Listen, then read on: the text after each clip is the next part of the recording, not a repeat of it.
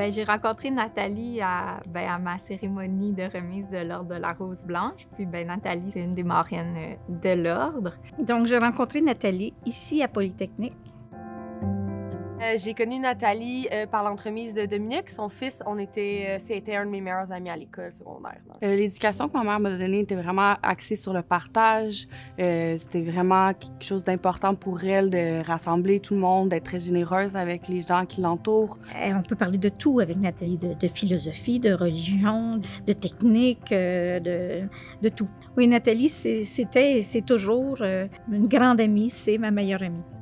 Nathalie, pour moi, ça a été un peu comme une mère adoptive, en fait. Et m'a accueillie dans sa famille comme si j'étais sa propre fille, là.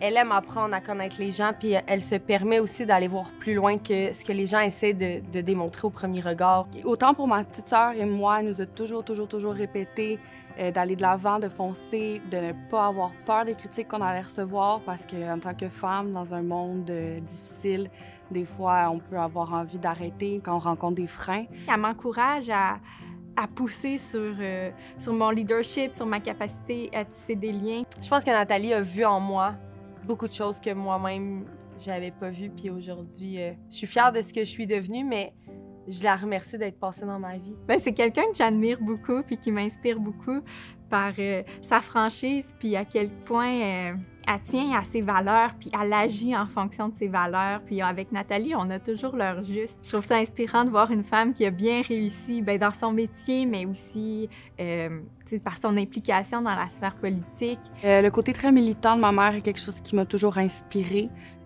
Ça s'est fait naturellement chez elle à cause des choses qu'elle a vécues. Elle a pris une place importante dans la sphère de militance féministe puis pour le contrôle des armes à feu. Notamment l'article de Madame Provost claque la porte au Conseil pour les armes à feu. Un de ses rêves, c'est de contribuer au Québec. Moi, ça m'accroche parce que ça me rejoint tellement, puis c'est aussi quelque chose que je partage. Donc. C'est une belle personne, c'est une grande femme pour le Québec et je suis très fière qu'on lui remette ce doctorat honoris causa. Chère Nathalie, en mon nom et en celui, j'en suis certaine, de toutes les récipiendaires de l'Ordre de la Rose Blanche, toutes nos félicitations. Félicitations, Nathalie, pour ton prix. Tu le mérites. Et merci d'avoir été une femme significative dans ma vie. Je t'aime.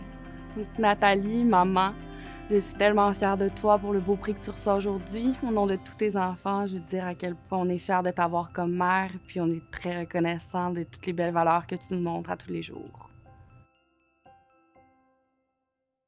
J'ai travaillé toujours, j'ai eu des enfants, je les élève.